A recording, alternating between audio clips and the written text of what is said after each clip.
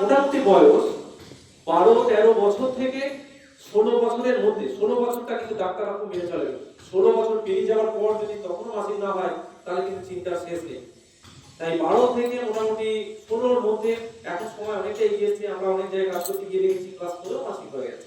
সেটা নির্ভর করছে সেই জায়গায় খাদ্যাভ্যাস, এখনকার পরিবেশ পরিস্থিতি, সামাজিক পরিস্থিতি, সামাজিক পরিবার, এই সমস্ত অনেক কোন ঘাটছে দেখছে, অনেক চিন্তা ভাবনা তার প্রভাব ফেলছে।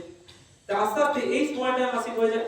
কিন্তু মাসিক হঠাৎ করে সে জানে না, স্কুলে গেছে, হঠাৎ করে তার স্কার্টের মধ্যে দেখা যাচ্ছে লাল চুল রক্ত, সে তো ওই জায়গায় অজ্ঞান হয়ে যাবে। এরকম হয়ও, যদি সেটা কোয়েড স্কুল হয় তাহলে তো 20 শেষ নেই। তারপর হচ্ছে সচেতনতা বাড়ানো। ছোটবেলা থেকে সেই ছেলেটিকে বা পাশে বসে সেই মেয়েটিকে সেই শিক্ষায় শিক্ষিত করা হয়। এমনকি বাবাকে জানতেই দেওয়া হয় না মেয়ের মাসিক হয়েছে, কারণ বাবা ওই 4-5টা দিন মেয়ের কাছে বাবা না, একজন পুরুষ সদস্য 4-5টা পুরুষের মধ্যে, মার কাছে সব বলা যাবে, বাবার কাছে বলতে গেলে মুখ লুকিয়ে না, তুমি বলে দেবে। এই যে জড়তাটা, এই জড়তাটা কিসের জন্য? তাহলে মাসিক হওয়ার আগে মা মেয়েকে পাশে বসিয়ে রেখে 2 বছর হোক 1 বছর আগে তাকে এই বিষয়টা মাথার মধ্যে ঢুকিয়ে দিতে হবে, যেটা একটা সুস্থ স্বাভাবিক সচেতনমূলক প্রক্রিয়া।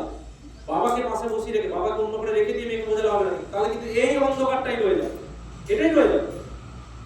তাহলে